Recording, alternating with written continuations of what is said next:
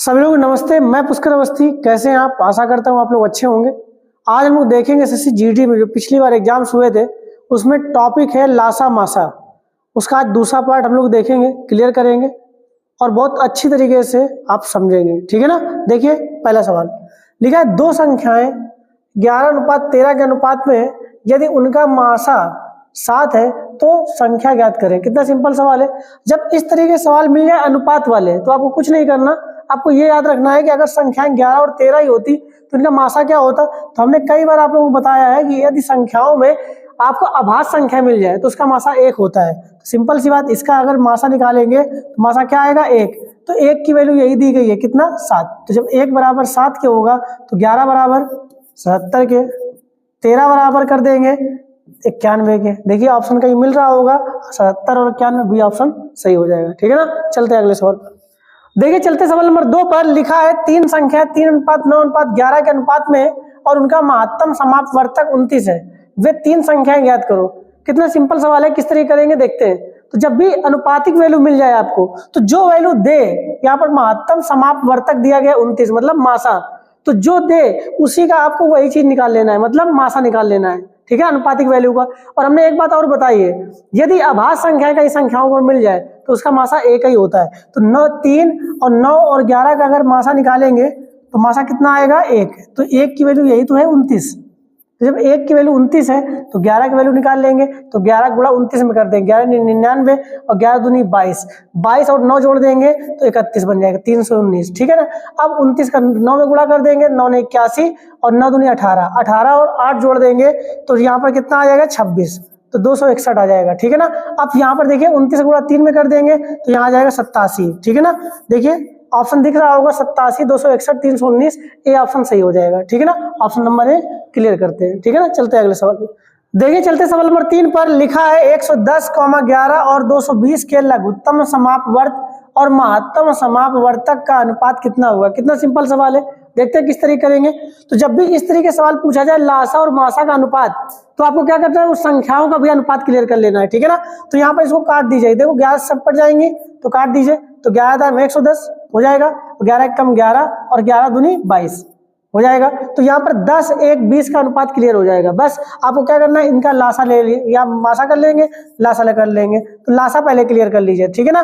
तो लासा क्या हो जाएगा, तो 10, 1, 20 का अगर लासा लेंगे तो 20 आएगा, क्या आएगा 20।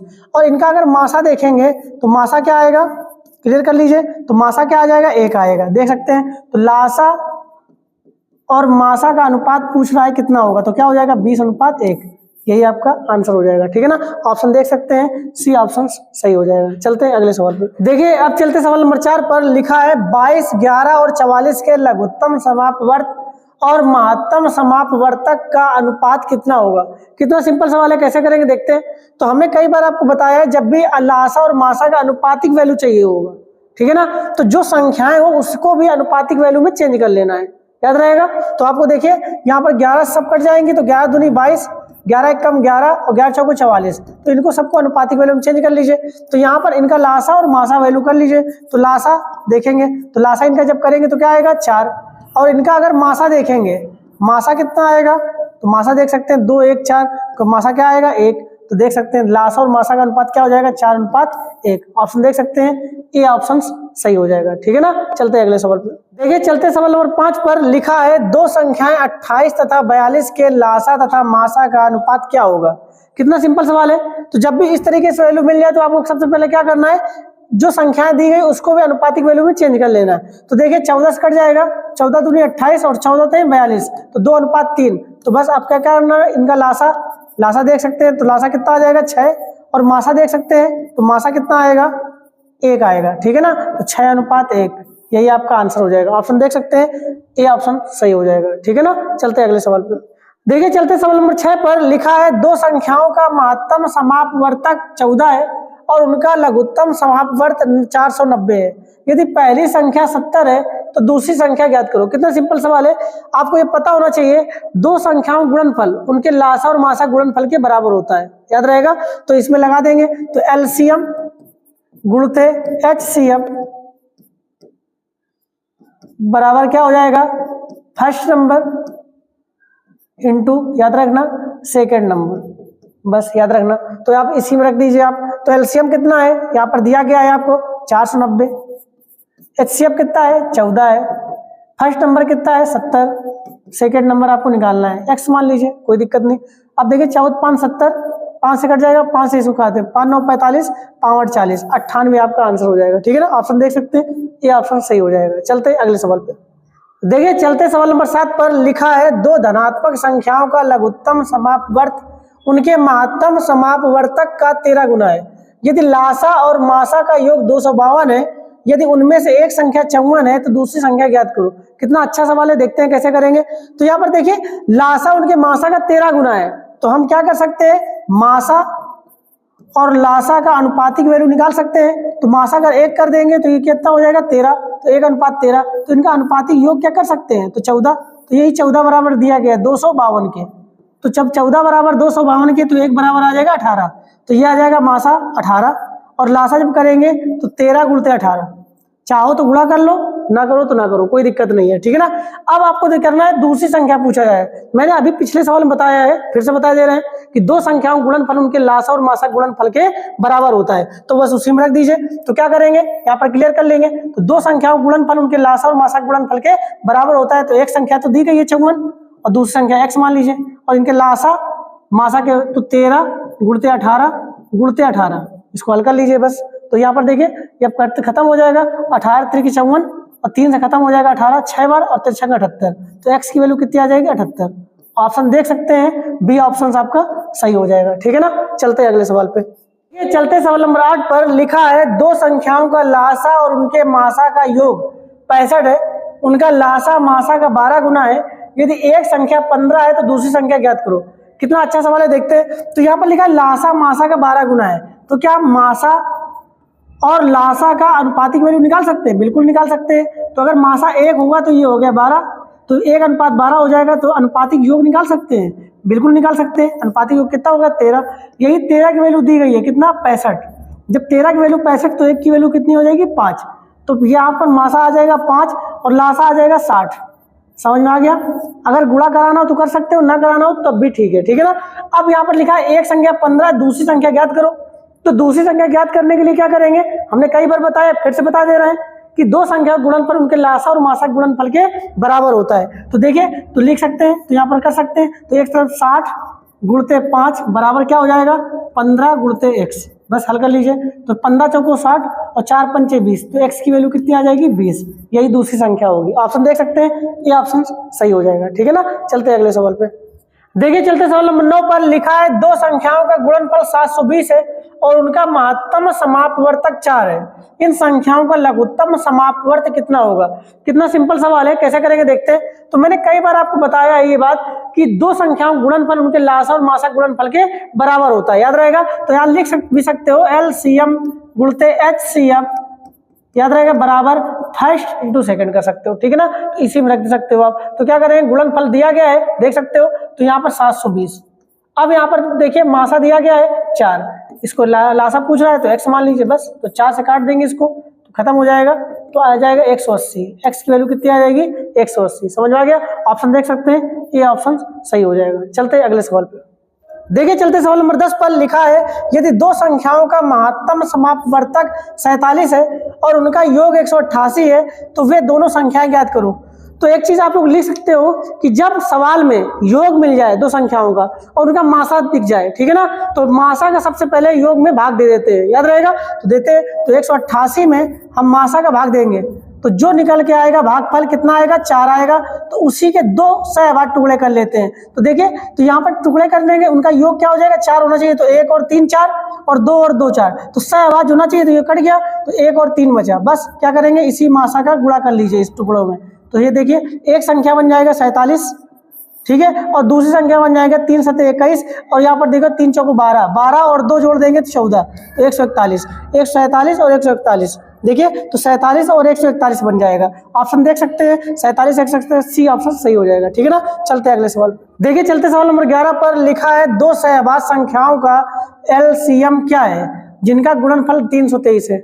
आपको एक बात नोट कर लेना इस सवाल में कि अगर यहाँ पर अभाज्य संख्याएं हैं और वहां पर एलसीएम पूछे तो उनका गुणनफल ही एलसीएम होता है, याद रहेगा। तो बस ऑप्शन देख सकते हैं 323 सी ऑप्शन सही हो जाएगा, ठीक है ना। चलते हैं अगले सवाल पर। देखिए चलते सवाल नंबर 12 पर लिखा है दो संख्याओं का एलसीएम और एचसीएफ क्रमशः 150 और 25 है। यदि उन संख्याओं में से एक 50 है तो दोनों संख्याओं का योग कितना होगा।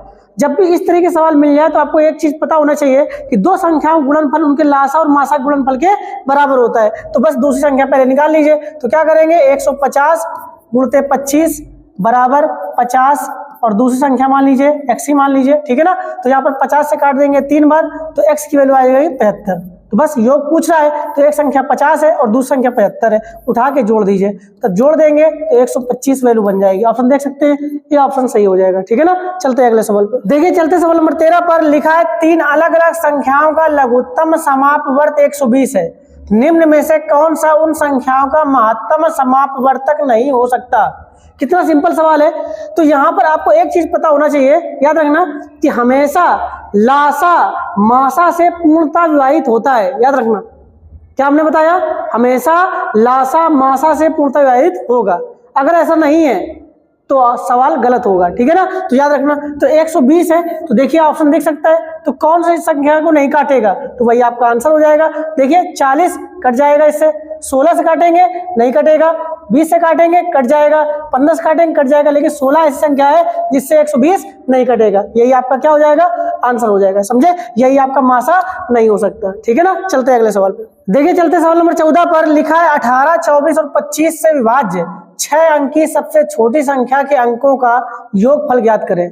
कितना अच्छा सवाल है, देखते हैं। तो हमने यहाँ पर क्या करना है, 18, 24, 25 का लासा निकाल लेना है। लासा आपको हमने पिछले वीडियो में आपको ट्रिक बताई है लासा निकालने की, आप कर सकते हो उससे, और या फिर भाग से कर सकते हो। तो इसका लासा आएगा 1800, ठीक है ना। तो कर सकते हैं आप।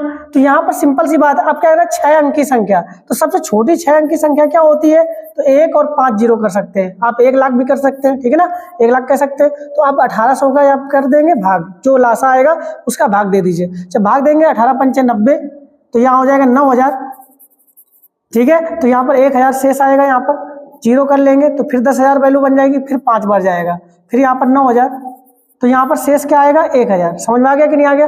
तो जब भी आप छोटी छोटी संख्या पूछे तो याद रखना है इसमें जोड़ना है, आपको क्या करना है, जोड़ना है। और क्या जोड़ना है, तो याद रखना भाजक और शेष फल के अंतर को जोड़ देना है। तो अंतर कितना निकलेगा 800, तो बस उठा के जोड़ दीजिए। तो यहाँ पर जब वैल्यू बन जाएगी तो वह 800 जब जोड़ देंगे यहाँ पर तो एक यहाँ पर जीरो बन जाएगा, फिर 800, तो 1,08,000 बन जाएगा। अब इसका योग पूछा है तो 8 1 9, ऑप्शन देख सकते हैं बी ऑप्शन आपका सही हो जाएगा, ठीक है ना। चलते हैं अगले सवाल पर। देखिए चलते सवाल नंबर 15 पर लिखा है 3, 12, 24, 36 से विभाज्य 3 अंकों की सबसे बड़ी संख्या ज्ञात करो। कितना सिंपल सवाल है, देखते हैं कैसे करेंगे। तो जब भी इस तरीके सवाल मिल जाए तो सबसे पहले क्या करेंगे, संख्याओं का लासा निकाल लेंगे। तो लासा निकाल लेंगे तो LCM कर देंगे। तो 36, 24, 12, 3 का लासा निकाल लेंगे। मैंने पिछले वीडियो में ये बताई है, शॉर्ट ट्रिक्स बताई है लासा निकालने और मासा निकालने की, आप उसको देख सकते हैं, ठीक है ना। तो इसका जब लासा निकालेंगे तो 72 आ जाएगा। आप क्या करेंगे, जो यहाँ पर 3 अंकों की सबसे बड़ी संख्या, तो 3 अंकों की सबसे बड़ी संख्या होती है 999, आप इसी में भाग दे दीजिए 72 का। तो 72 1 कम 72 वैल्यू बनेगी। यहाँ पर जब घटाएंगे तो यहाँ 7 आएगा 2, कैरी लेंगे 9 बनेगी। यहाँ पर देखिए, यहाँ पर वैल्यू 7 3 21, 3 बार जाएगा, 3 दूनी 6, 3 7 21, यह वैल्यू अब घटा दीजिए। तो 9 में 6 गया 3, 7 में 1 गया, यहाँ पर आ जाएगा 6, कितना बन जाएगा 63। जब भी आपको बड़ी से बड़ी संख्या निकालने की बात कही जाए तो आपको याद रखना जो आपका शेष आए उसी को बस घटा दीजिए। तो 999 में 63 घटा दीजिए तो क्या आएगा 6 3 9 936। तो बस यही संख्या आपका आ जाएगा 936। ऑप्शन देख सकते हैं बी ऑप्शन आपका सही हो जाएगा, ठीक है ना। चलते अगले सवाल। देखिए अब चलते सवाल नंबर 16 पर लिखा है वह छोटी छोटी संख्या जिसमें से 5 घटाने पर 12 16 18 से विभाज्य हो जाती है, ठीक है ना। तो वह छोटी छोटी संख्या, तो क्या करना है, लासा का सवाल है। तो यहाँ पर देखिए जब घटाने की बात की जाए तो क्या करना है, जो संख्याएं दी गई हो उनका लासा निकालकर वो संख्या को जोड़ देना है, याद रहेगा।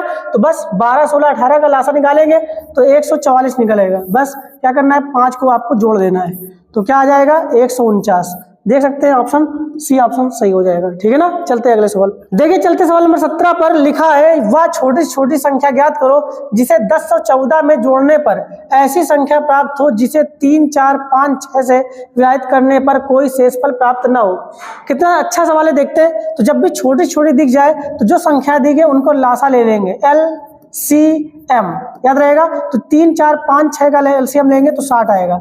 तो जो संख्या दिख जाए जोड़ने पर, कह रहे उसमें जोड़ने पर, तो उसी में क्या करेंगे 10 और 14 में 60 का भाग दे देना है, याद रहेगा। तो यहाँ पर देखिए, यहाँ पर एक बार जाएगा और क्या यहाँ पर देखिए शेष जब आएगा 41 कैरी लेंगे 4, यहाँ पर 3 बार, यहाँ पर देखो 6 बार चला जाएगा 360, तो यहाँ पर वैल्यू बन जाएगी कितनी 54। अब यहाँ पर क्या करना, जब भी यहाँ पर जोड़ने की बात कही जाए तो याद रखना भाजक जो आपका है और शेषफल का जो अंतर है उसी को जोड़ेंगे। तो अंतर कितना है 6। देखिए तो यही आपका आंसर हो जाएगा। ऑप्शन देख सकते हैं सी ऑप्शन आपका सही हो जाएगा। ठीक है ना, चलते हैं अगले सवाल पे। देखिए चलते सवाल नंबर 18 पर लिखा है वह न्यूनतम संख्या क्या है जिसे 4, 5, 6 से भाग देने पर क्रमशः 1, 2, 3 शेष बचे। कितना अच्छा सवाल है। देखिए तो यहाँ पर न्यूनतम संख्या, इसका मतलब लासा का सवाल है। तो जब लासा का सवाल हो और जितनी संख्याएं दी गई हो उतनी संख्याओं के शेष बचने की बात कही जाए तो याद रखना पहली दूसरी और तीसरी संख्याओं का क्या करना है, अंतर निकाल लेंगे, याद रहेगा। तो अंतर देखिए सेम है सेम, तो बस उसी अंतर को पहली संख्याओं का लासा निकाल के घटा देंगे, याद रहेगा। तो क्या करेंगे, देखिए 4, 1 का अंतर देखिए, 5, 2 का अंतर देखिए, 6, 3 का अंतर देखिए, सब में 3 का अंतर है कि नहीं, समान शेष है। क्लियर हो गया। तो बस पहली संख्याओं का 4, 5, 6 का लासा निकाल लीजिए। तो 4, 5, 6 का LCM निकालेंगे तो 60 आएगा। बस क्या करना है, 3 को उसी में घटा दीजिए। जब 3 घटाएंगे तो 57 आपका आंसर हो जाएगा। ऑप्शन देख सकते हैं, ऑप्शन ए सही हो जाएगा। ठीक है ना, चलते हैं अगले सवाल पे। लिखा है वह न्यूनतम संख्या क्या है जिसे 6, 8, 10 से भाग देने पर क्रमशः 4, 6, 8 शेष बचता है। देखिए कितना अच्छा सवाल है। देखिए यहाँ पर न्यूनतम संख्या जब भी दिख जाए तो इसका मतलब वो लासा का सवाल है, याद रहेगा। तो जब लासा का सवाल है और जितनी संख्याएं हो उतनी संख्याएं की शेष बचने की बात कही जाए, याद रहेगा। और जो शेष है वो आपका समान शेष वैल्यू हो, ठीक है ना। तो याद रखना पहली संख्याओं का लासा निकालकर समान शेष वाले को घटा देंगे, याद रहेगा। तो यहाँ पर देखिए 6, 4 का अंतर देखिए सेम है, 8, 6 का अंतर देखिए सेम है, 10, 8 का अंतर देखिए सेम है। तो सब में 2 का अंतर है कि नहीं। तो याद रख, तो पहली संख्या 6, 8, 10 का लासा निकाल लीजिए। तो 6, 8, 10 का लासा LCM निकाल लेंगे तो ये आ जाएगा 120। बस 2 को घटा देंगे, 2 घटाएंगे तो 118 आपका आंसर हो जाएगा। ठीक है ना, याद रखिएगा। ऑप्शन देख सकते हैं, एक बी ऑप्शन सही हो जाएगा। ठीक है।